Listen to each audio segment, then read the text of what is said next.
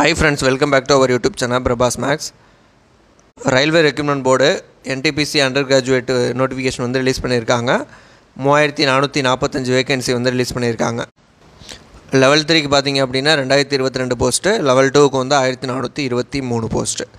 Qualification பார்த்தீங்க அப்படின்னா minimum வந்து 12th படிச்சிருக்கணும். 12க்கு மேலே படித்தவங்களும் எலிஜிபிளாக இருப்பாங்க. அதனால் டிகிரி படித்தவங்களுக்கு வந்து இது ஒரு டபுள் ஜாக்பாட் மாதிரி தான் வந்துருச்சு. ஏன்னா வந்து NTPC graduate, NTPC under graduate ரெண்டுமே வந்து அவங்க அப்ளை பண்ணலாம். அதனால் ஒரு டபுள் ஜாக்பாட் மாதிரி தான் அமைஞ்சிருச்சு. இந்த வீடியோவில் பார்த்தீங்க அப்படின்னா ஆர்ஆர்பி என்டிபிசி அண்டர் கிராஜுவேட் சம்மந்தமாக A to Z இன்ஃபர்மேஷன் தான் வந்து பார்க்க போகிறோம். வாங்க வீடியோக்குள்ளே போகலாம். ஃபஸ்ட்டு வந்து பார்த்தீங்க அப்படின்னா அப்ளிகேஷன் ஓப்பனிங் டேட் வந்து 21/9/2024. க்ளோசிங் டேட் பார்த்தீங்க அப்படின்னா 20/10/2024. கரெக்டாக ஒரு மாதம் வந்து டைம் கொடுத்துருக்காங்க. ஃபீஸ் பே பண்ணுறது பார்த்தீங்க அப்படின்னா க்ளோசிங் டேட்டுக்கு அப்புறம் ஒரு 2 நாள் டைம் கொடுத்துருக்காங்க. 21/10, 22/10. அதுக்கப்புறம் பார்த்தீங்க அப்படின்னா மாடிஃபிகேஷன் ஏதாவது நீங்கள் வந்து கரெக்ஷன் பண்ணணும் அப்படின்னா 23/10 1/11 வரைக்கும் ஒரு 10 days வந்து டைம் கொடுத்துருக்காங்க.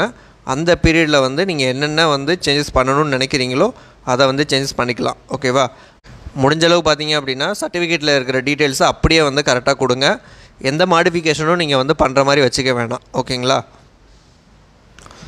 அடுத்து ஆர்ஆர்பி என்டிபிசி அண்டர் கிராஜுவேட்டில் என்னென்ன போஸ்ட் வருதுன்னு பார்த்தீங்க அப்படின்னா commercial cum ticket clerk, account clerk cum typist, junior clerk cum typist, trains clerk. இதோட லெவல் பார்த்தீங்க அப்படின்னா 3-2. ஓகேவா? லெவல் 3 அப்படின்னா 21,700, லெவல் 2 அப்படின்னா 19,900. ஓகேவா? எவ்வளோ சேலரி வரும் அப்படின்னு சொல்லி ஆல்ரெடி வந்து ஒரு வீடியோ வந்து போஸ்ட் பண்ணியிருக்கேன். அதையும் வந்து நான் டிஸ்கிரிப்ஷனில் ஆட் பண்ணுறேன். அதையும் வந்து பார்த்து நீங்கள் எவ்வளோ சேலரி வரும்ன்றதை பார்த்து தெரிஞ்சுக்கோங்க. அடுத்து வந்து மெடிக்கல் ஸ்டாண்டர்டு ஏஜ்லாம் கொடுத்துருக்காங்க. அதை பற்றி பின்னாடி பார்க்கலாம். டோட்டல் வேகன்சி பார்த்தீங்க அப்படின்னா 3445 வேகன்சி. அடுத்து ஏஜ் லிமிட் பார்த்தீங்க அப்படின்னா 1/1/2025 அப்போ 18 to 33 வயசு. ஓகேவா?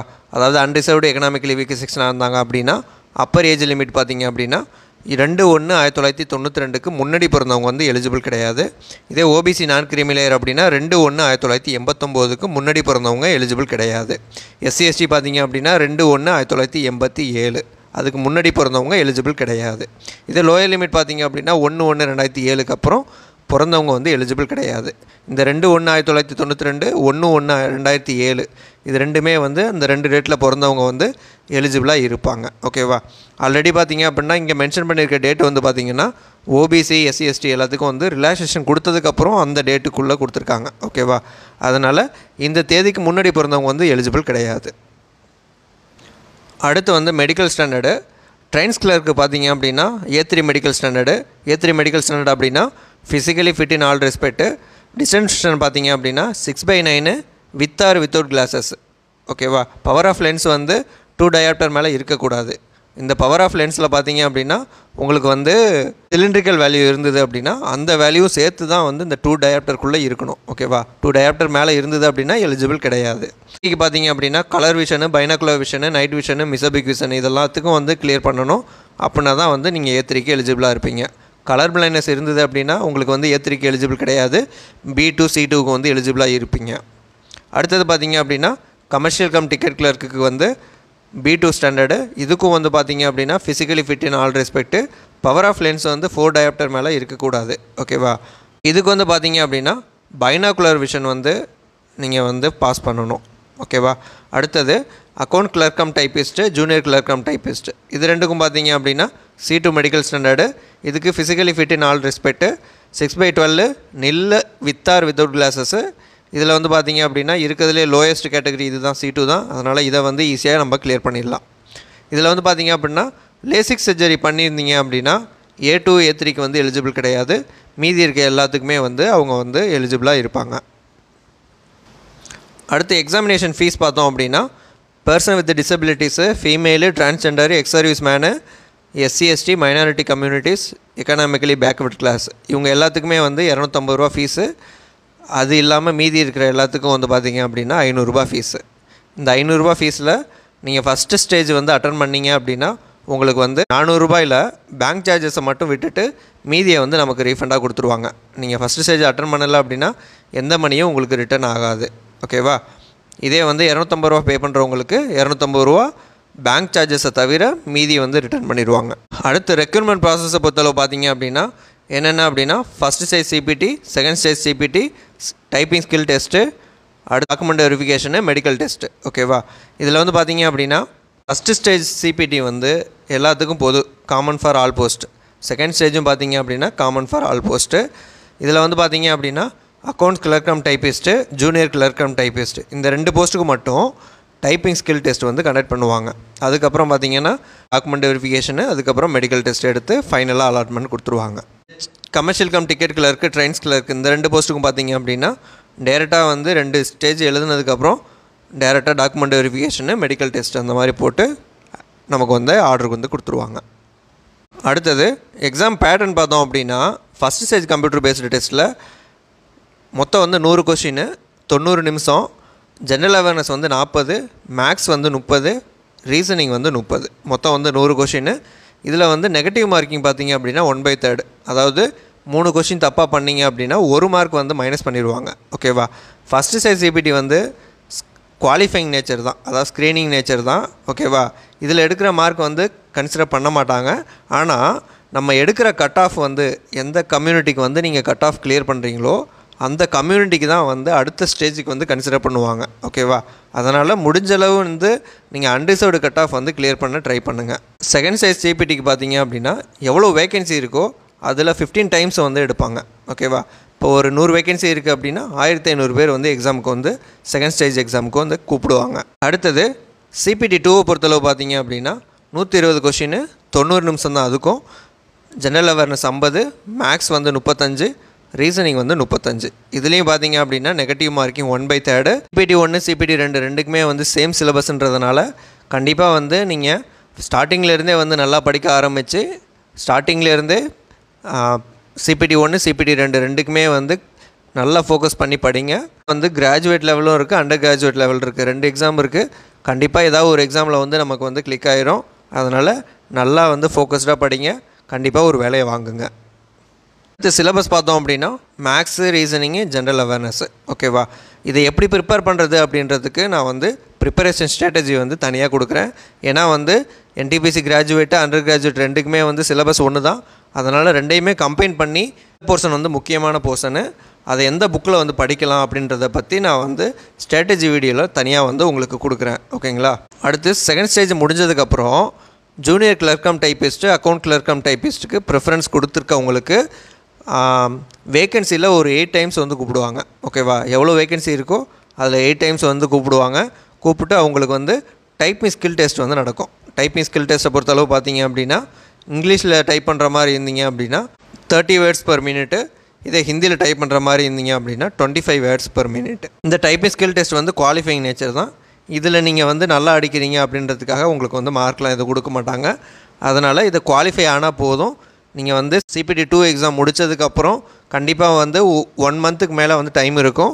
அந்த டைமில் வந்து நீங்கள் டைப்பிங்க்கு வந்து ப்ராக்டிஸ் பண்ணிங்கனாவே கண்டிப்பாக வந்து ஈஸியாக கிளியர் பண்ணிடலாம். அதனால் நீங்கள் வந்து சிபிடி 2 வந்து நல்லா பண்ணிவிட்டு அதுக்கப்புறம் வந்து இதை வந்து பாருங்கள். ஓகேங்களா? அடுத்து வந்து டாக்குமெண்ட் வெரிஃபிகேஷன். எவ்வளோ வேகன்சி இருக்கோ அத்தனை பேரை தான் வந்து ஃபஸ்ட்டு கூப்பிடுவாங்க. ஓகேவா? அதில் யாரும் ரிஜெக்ட் ஆகிறாங்க அப்படின்னா அதுக்கப்புறம் தான் வந்து அடுத்த லிஸ்ட்டில் எவ்வளோ பேர் தேவைப்படுறாங்களோ அவ்வளோ பேரை வந்து கூப்பிடுவாங்க. ஓகேங்களா? அதனால் கண்டிப்பாக வந்து நீங்கள் எவ்வளோ வேகன்சி இருக்கோ, ஒரு 150 வேகன்சி இருந்தாலும் அந்த 150 வேகன்சிக்குள்ளே வந்து வர மாதிரி நீங்கள் வந்து நல்லா படித்து அதுக்கேற்ற மாதிரி கிளியர் பண்ணுங்கள். இப்போ ஆர்ஆர்பி சென்னையில் பார்த்தீங்க அப்படின்னா 194 வேகன்சி இருக்குது மொத்தமாக. இதில் கமர்ஷியல் கம் டிக்கெட் கிளர்க்கு 39 vacancy, accounts clerk cum typist ஐசிஎஃப்பில் பார்த்தீங்க அப்படின்னா ஒரு 6 இருக்குது, எஸ்ஆரில் பார்த்தீங்க அப்படின்னா ஒரு 22 இருக்குது. ஐசிஎஃப் அப்படின்னா ஐசிஎஃப் பெரம்பூரில் மட்டும்தான் போஸ்டிங் உங்களுக்கு கிடைக்கும். எஸ்ஆர் அப்படின்னா சதர்ன் ரயில்வேல ஏதாவது ஒரு டிவிஷனில் வந்து உங்களுக்கு போஸ்டிங் கிடைக்கும். இதே ஜூனியர் கிளர்க் கம் டைப்பிஸ்ட் பார்த்தீங்க அப்படின்னா ஐசிஎஃப்பில் வந்து ஒரு 47 இருக்குது, எஸ்ஆரில் வந்து ஒரு 79 இருக்குது. அடுத்து ட்ரெயின்ஸ் கிளர்க் பார்த்தீங்க அப்படின்னா ஒரே ஒரு போஸ்ட்டு அன்ரிசர்வில் மட்டும் இருக்குது. மொத்தமாக பார்த்தீங்க அப்படின்னா 194 வேகன்சி. ஓகேவா? இதுக்கு எப்படி வந்து ப்ரிஃபரன்ஸ் கொடுக்குறதுன்றதுக்கு நான் தனியாக வந்து ஒரு வீடியோ வந்து ப்ரொவைட் பண்ணுறேன். அதை பார்த்துட்டு நீங்கள் வந்து எப்படி வந்து ப்ரிஃபரன்ஸ் கொடுக்கணும் அப்படின்றத நீங்கள் டிசைட் பண்ணிக்கோங்க. இன்ஸ்ட்ரக்ஷன் பார்த்தீங்க அப்படின்னா இப்போ ஜென்ரல் இன்ஸ்ட்ரக்ஷன் பார்த்தோம் அப்படின்னா ஃபைனல் ரிசல்ட்டுக்காக வெயிட் பண்ணிகிட்டு இருக்கவங்க அப்ளை பண்ண முடியாது. இப்போ வந்து இந்த நோட்டிஃபிகேஷன் க்ளோசிங் டேட்டுக்குள்ளே ரிசல்ட் வந்துருச்சு அப்படின்னா அவங்க வந்து அப்ளை பண்ணலாம். ஓகேவா? அதுக்கடுத்து பார்த்தீங்க அப்படின்னா ஒன் டைம் ரிஜிஸ்ட்ரேஷன் பண்ணும்போது மொபைல் நம்பர், இமெயில் ஐடி, அப்புறம் அந்த டீட்டெயில்ஸ்லாம் கொடுக்குறோம்ல, அந்த டீட்டெயில்ஸ் வந்து நம்மளால் எடிட் பண்ண முடியாது. ஓகேவா? மாடிஃபை பண்ண முடியாது. அதனால் அது கொடுக்கும்போது கண்டிப்பாக வந்து எல்லாத்தையும் செக் பண்ணி கொடுங்க. உங்கள் பேருக்கு அப்புறம் இனிஷியலாக இருக்குது. 10th மார்க் ஷீட்டில் எப்படி நேம் இருக்கோ அந்த நேமை அப்படியே கொடுங்க. ஓகேங்களா? இது வந்து பார்த்தீங்க அப்படின்னா name, father name, date of birth இது எல்லாமே வந்து எந்தாவது ஒரு சர்டிஃபிகேட்டில் நீங்கள் எப்படி இருக்கோ அந்த மாதிரி தான் நீங்கள் வந்து கொடுக்கணும். ஓகேவா? நீங்கள் வந்து மாற்றி கொடுத்தீங்க அப்படின்னா வந்து ரிஜெக்ட் பண்ணுறதுக்கான வாய்ப்புகள் இருக்குது. ஓகேவா? அடுத்து வந்து பார்த்தீங்க அப்படின்னா எக்ஸாம் லாங்குவேஜை பொறுத்தளவு இங்கிலீஷ் வந்து டிஃபால்ட் லாங்குவேஜாக வச்சுருப்பாங்க.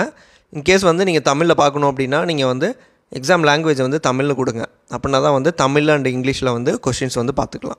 ஓகேங்களா? இன்கேஸ் வந்து தமிழ், இங்கிலீஷ் ரெண்டுக்கும் வந்து டிஃப்ரென்ஸ் இருக்குது அப்படின்னா இங்கிலீஷில் என்ன கொஷின்ஸ் கொடுத்துருக்காங்களோ அந்த கொஷின் தான் வந்து ஃபைனல் சொல்லி கொடுத்துருக்காங்க. அதனால் மோஸ்ட்லி வந்து நீங்கள் பார்த்தீங்கன்னா இங்கிலீஷில் வந்து மேக்ஸிமம் ரீட் பண்ணுறதுக்கு ட்ரை பண்ணுங்கள். அப்ளை பண்ணுறதுக்கு என்னென்ன டாக்குமெண்ட் வந்து தேவைப்படும்? ஓகேவா? ஃபஸ்ட்டு வந்து எல்லா சர்டிஃபிகேட் நம்ம என்னென்ன படிச்சிருக்கோமோ அது எல்லா சர்டிஃபிகேட்டும் தேவைப்படும். Plus photo with white colour background or light colour background, signature. இதுவும் வந்து பார்த்திங்க அப்படின்னா ஒரு 30 to 70 kbக்குள்ளே இருக்கணும். OBC, SC, ST certificate. OBC சர்டிஃபிகேட்டை பொறுத்தளவு பார்த்தீங்க அப்படின்னா நீங்கள் கண்டிப்பாக இந்த ஃபினான்ஷியல் இயரில் வேலிடாக இருக்கிற ஒரு ஓபிசி வாங்கிட்டு அதுக்கப்புறம் தான் வந்து அப்ளை பண்ண முடியும். கண்டிப்பாக வந்து அவங்க இந்த டேட்டில் வந்து உங்களுக்கு ஓபிசி வந்து எலிஜிபிளாக இருக்கான்னு செக் பண்ணி பார்ப்பாங்க. ஓகேவா? ஓபிசி சர்டிஃபிகேட் வாங்கணும் அப்படின்னா அதுக்கு முன்னாடி வந்து இன்கம் சர்டிஃபிகேட் வாங்கணும். இன்கம் சர்டிஃபிகேட்லாம் அப்ளை பண்ணி வாங்கினதுக்கப்புறம் ஓபிசி சர்டிஃபிகேட் வந்து கொடுப்பாங்க. ஓகேவா? அதனால் ஒரு 10 days டைம் எடுக்கும். அதனால் நீங்கள் முன்னாடியே வந்து எல்லாத்தையும் அப்ளை பண்ணி வாங்கி வச்சுட்டு அதுக்கப்புறம் வந்து அப்ளை பண்ணுங்கள். ஓகேங்களா? இதே வந்து எஸ்சி, எஸ்டி அப்படின்னா எஸ்சி, எஸ்டி சர்டிஃபிகேட் வந்து அப்லோட் பண்ணுற மாதிரி இருக்கும். பாஸ் அவைல் பண்ணுறதுக்காக எஸ்சி, எஸ்டி சர்டிஃபிகேட் வந்து அவைல் பண்ணுற மாதிரி இருக்கும். ஓகேங்களா? அதனால் இது எல்லாத்தையும் வந்து நீங்கள் ரெடி பண்ணி வச்சுட்டு அதுக்கப்புறம் வந்து அப்ளை பண்ண பாருங்கள். ஓகேங்க. முடிஞ்சளவு பார்த்தீங்க அப்படின்னா நீங்கள் நேமெல்லாம் வந்து பார்த்தீங்கன்னா 10th சர்டிஃபிகேட்டில் வந்து எப்படி இருக்கோ அதே மாதிரியே வந்து கொடுங்க. ஓகேவா? அப்பா பேர் பின்னாடி வந்து இனிஷியல் இருக்குது அப்படின்னா கரெக்டாக வந்து இனிஷியல் கொடுங்க. ஓகேவா? அதே மாதிரி எதுவும் சர்டிஃபிகேட் வாங்குறீங்க அப்படின்னா இப்போ ஓபிசி அப்படின்னா ஓபிசியில் வந்து நீங்கள் உங்களோட பேர் பின்னாடி வந்து இனிஷியல் இருக்கான்னு பார்த்துக்குங்க. அப்பாவோட பேர் பின்னாடி இனிஷியல் இருக்கான்னு பார்த்துக்குங்க. எல்லாத்தையுமே வந்து அவங்க கரெக்டாக பார்ப்பாங்க. இந்த டேட் ஆஃப் பர்த்லாம் வந்து கண்டிப்பாக தப்பு பண்ணிடாதீங்க. ஓகேவா? அதுக்கப்புறம் பார்த்தீங்க அப்படின்னா இந்த ஒன் டைம் ரிஜிஸ்ட்ரேஷன் கொடுக்கும்போது அதில் எல்லா டீட்டெயில்ஸும் கரெக்டாக கொடுங்க. ஏன்னா வந்து அந்த டீட்டெயில்ஸை வந்து நம்மளால் மாற்றவே முடியாது. அதனால் அதை வந்து நீங்கள் கரெக்டாக கொடுங்க. நீங்கள் கொடுக்குற டேட்டா வந்து கண்டிப்பாக ஒரு சர்டிஃபிகேட்டில் உங்கள் சர்டிஃபிகேட்டில் கண்டிப்பாக இருக்கணும். ஓகேவா? அப்படி இருந்தது அப்படின்னா ஒரு ப்ராப்ளமும் கிடையாது. இல்லை அப்படின்னா தான் வந்து அஃபிடேவிட் வாங்க சொல்லுவாங்க. அந்த மாதிரி நிறைய இருக்கும். ஓகேவா? அதனால் நீங்கள் உங்கள்கிட்ட சர்டிஃபிகேட்டில் அவைலபிளாக இருக்கிறத வச்சு பார்த்து அதுக்கேற்ற மாதிரி அப்ளை பண்ணுங்கள். ஓகேங்களா? இந்த நோட்டிஃபிகேஷனில் எதுவும் உங்களுக்கு டவுட் இருக்குது அப்படின்னா கமெண்ட் செக்ஷனில் மென்ஷன் பண்ணுங்கள். உங்களுக்கு வந்து நான் ரிப்ளை கொடுக்குறேன். இந்த வீடியோ உங்களுக்கு பிடிச்சிருந்தது அப்படின்னா லைக் பண்ணுங்கள், ஷேர் பண்ணுங்கள், சப்ஸ்கிரைப் பண்ணுங்கள். தேங்க்யூ.